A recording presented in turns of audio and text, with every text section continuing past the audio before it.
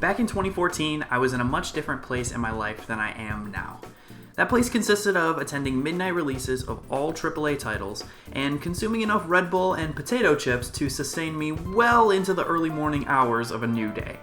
These games were usually large open-world RPGs that I could sink dozens of hours into without thinking twice. But as I got a bit older and got a full-time job with an early morning wake-up call, my window for playing those massive games got smaller. I found myself gravitating towards games that I could complete in a few sessions, or maybe even one marathon session on a weekend if I was lucky. The allure of a game that is well done yet doesn't consume 35 plus hours of my life became something I looked forward to, and still do today. With that said, I've compiled a list of games for those of you like me, whose time for gaming has shrunk, but whose love for the art form has not. Here are 8 games that you can beat in under 8 hours.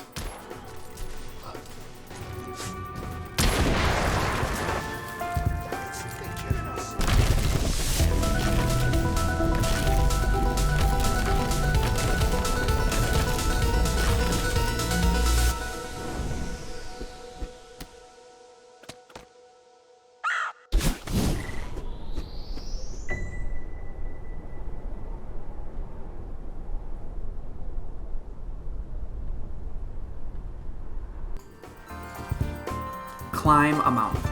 That's the only goal for Madeline as she embarks on a quest to prove to herself and everyone else that she has the strength and determination to do the seemingly impossible. On the surface, Celeste is a puzzle platformer that takes its cues from Super Meat Boy and other similar titles. But once you dive a little deeper, or rather ascend a little higher up the mountain, you see that Celeste has more heart than most other games of its kind. Yes, this game is difficult, but it's not impossible or even annoyingly difficult. Tight controls and a simple 2-button jump air dodge mechanic make up most of your movement options. While the gameplay here is fantastic, the story is what will win you over and stick with you long after your climb is over. This is largely due to the fact that Celeste depicts struggles and hardships in a realistic and relatable way. Much like the difficulties we face in our real lives, Madeline has always had the tools needed to persevere, and when she stumbles or gets stuck, there's often a friend there to help. Celeste is an absolute beauty of a game with an amazing soundtrack, satisfying gameplay, and an even better message to anyone who can climb the mountain and experience it for themselves.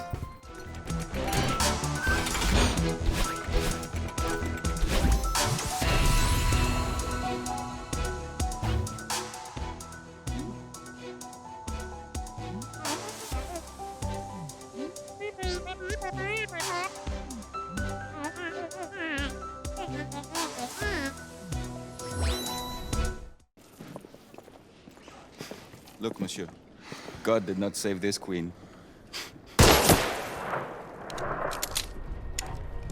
Move!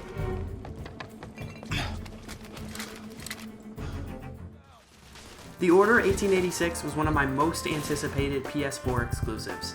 I remember rolling credits on it after about 8 hours, and I felt disappointed that my romp through werewolf-infested London as steampunk mustachioed protagonist Galahad came to a close so quickly.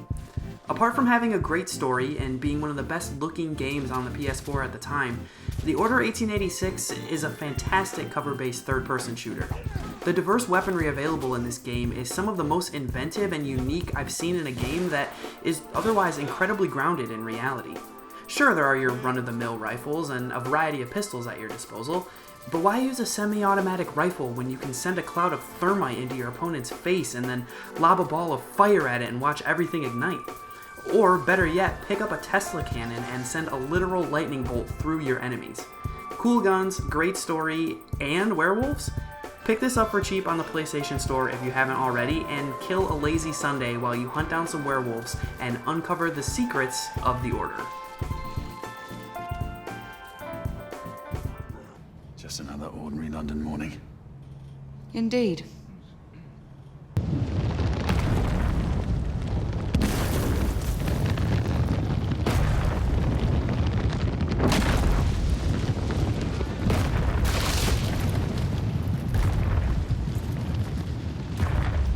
A game that contains only large-scale boss fights is not a new idea now, But back in 2005, when the original Shadow of the Colossus released, it was a breath of fresh air. You play as a young man whose only goal is to defeat 16 colossi of epic proportions. Equipped with only a sword and a bow, you set off into a cursed land on your horse to hunt down these behemoths. The monsters start off as simple hulking giants with glaring weak spots, but as you progress through the game, finding and exploiting your enemy's weak points and planning your attack are almost as difficult as actually slaying the colossi themselves. Some walk on all fours, some swim, and some even fly. The art direction and graphics alone should be enough for anyone to play it, but the story that unfolds the further you progress in this game is the cherry on top of one of the best remasters I have ever played. The plot that slowly emerges with every slain Colossus is sad, dark, and at the same time, hopeful.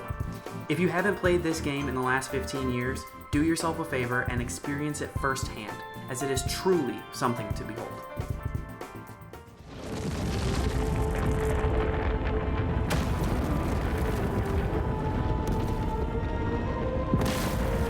Alright, I've been thinking.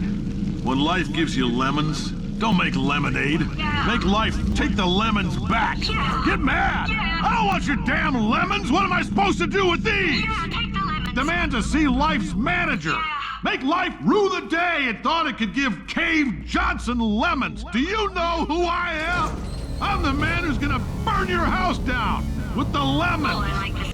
Okay, yes, I'm cheating by combining two games, but this is my video, so I can do what I want. Portal and Portal 2 are some of the funniest and most inventive first-person shooters I've ever played. The premise is simple. Shoot a blue portal at a wall, and then shoot an orange portal at another wall. Those two holes are now connected. Using this simple idea to solve increasingly complex puzzles is what these games are all about. Add in the hilariously evil GLaDOS in the original Portal, and the equally hilarious Wheatley in Portal 2, and you've got a solid 12 hours of gaming that will have you laughing out loud and wondering to yourself if you've actually fallen in love with a cube before you know it. Hey, up here. I found some bird eggs up here. Just dropped them into the door mechanism. Shut it right down. Bird! The Portal series is great because it makes you change your way of thinking as you play the games. Momentum, gravity, even light all bend to your will as you manipulate them with your portal gun to solve test chamber after test chamber deep within Aperture Labs' underground testing facility. The secrets, history, and cake hidden within the actual walls of the testing facility are all yours for the taking. Plus, Portal 2 offers an excellent split-screen co-op mode, so if you've got a friend and a few hours to kill, you could be having fun with Portals together. Alone or with a partner, you'll love every minute of these games and the stories they contain. Oh, in case you got covered in that repulsion gel, here's some advice the lab boys gave me. Do not get covered in the repulsion gel. We haven't entirely nailed down what element it is yet, but I'll tell you this, it's a lively one, and it does not like the human skeleton.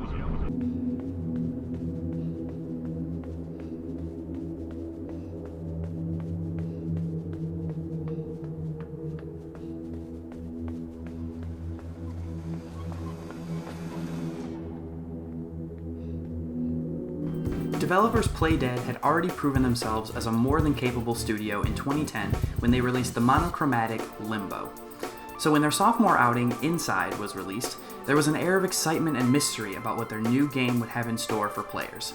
Luckily, for all of us, Inside is a fantastic platforming puzzle game with an eerie setting, a hook that grabs you from the start, and a final act that nobody could have predicted.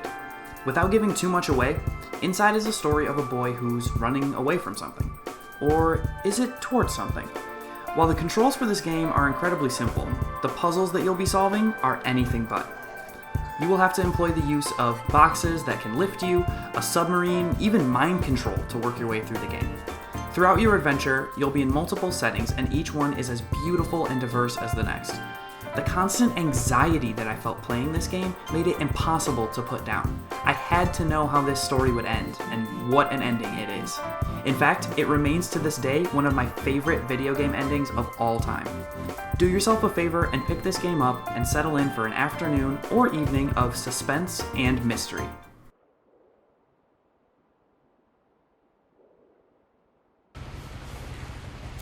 A lot of this isn't going to make sense to you, and I'm sorry about that. I'm just going to start at the beginning, with the house.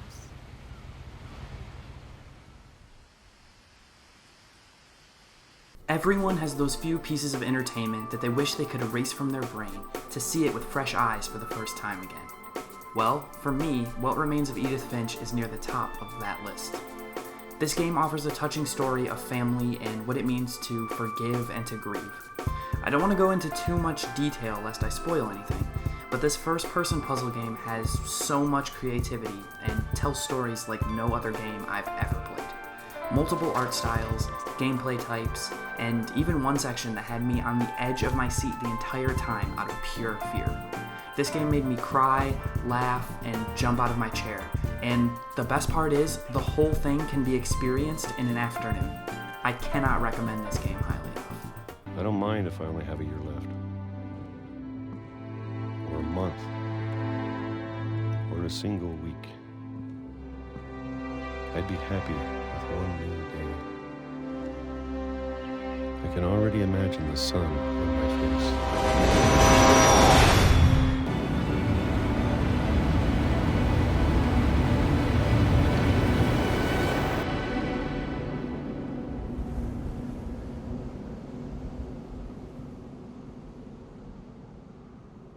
A hooded figure stands in an ocean of sand with nothing on screen other than a distant mountain to guide them. The allure of Journey is the fact that it plays much less like a video game and more like a picture book that is controlled by the player. There are no waypoints to travel to, or weapons to unlock, or enemies to defeat for that matter. There's only the mountain. The story that unfolds as you climb closer and closer to your goal is told through hieroglyphics-like panels that provide knowledge and history into the mysterious world that you're exploring. There's a sense of wonder and intrigue that captures you with every new area explored and every new cloth-like creature that you set free. Along your way, you may encounter other players, but you won't hear any headset chat or in-game dialogue from them.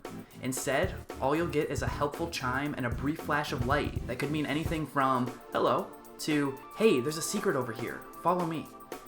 I've never played a game that had a multiplayer element quite like that.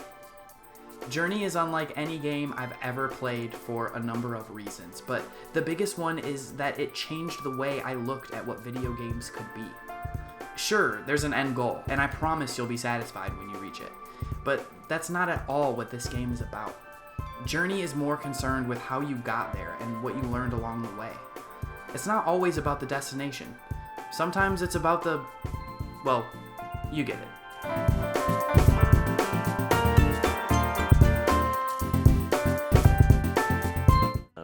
Hello? Whoever this is? It's Henry, right? Yeah. I'm Delilah. Yeah, that's what the guy said on the phone. So, what's wrong with you? Excuse me? Starting the game with a text decision maker to flesh out main character Henry's backstory had me near tears before the prologue was even over. Learning about his life and his struggles as he prepares to embark on a journey into the unknown had me laughing and getting teary-eyed all within the opening minutes. Firewatch is a game about communication. You play as a forest fire watcher. Yes, that used to be a real thing. You're all alone in a tiny elevated cabin, and your only form of human interaction is with your dispatcher, Delilah. The relationship you build with her makes up the backbone of the game, as you explore the forest and use your walkie-talkie to relay information, as well as idle chit-chat, back to Delilah. A story unfolds that admittedly fell a little flat for me, but the overall journey and emotional roller coaster that this first-person explorer took me on was more than enough to make me want to revisit developer Campo Santo's masterpiece. The exceptional voice acting, beautiful cel-shaded graphics, and at times a sense of genuine fear make this game the perfect way to share a day with a significant other, experiencing Henry and Delilah's story together. There's some guy out here. Some guy? Wait, he's looking at you? Is he doing anything else? I don't think so. Henry, there's something someone should have told you about this area. What is it? It's outside. Come on. The whole thing. And people come and go as they please. It's madness. Yeah, okay. I get it. There you have it, my favorite short games of all time. Did your favorite make the cut? If not, let me know what games you would add to this list in the comments below.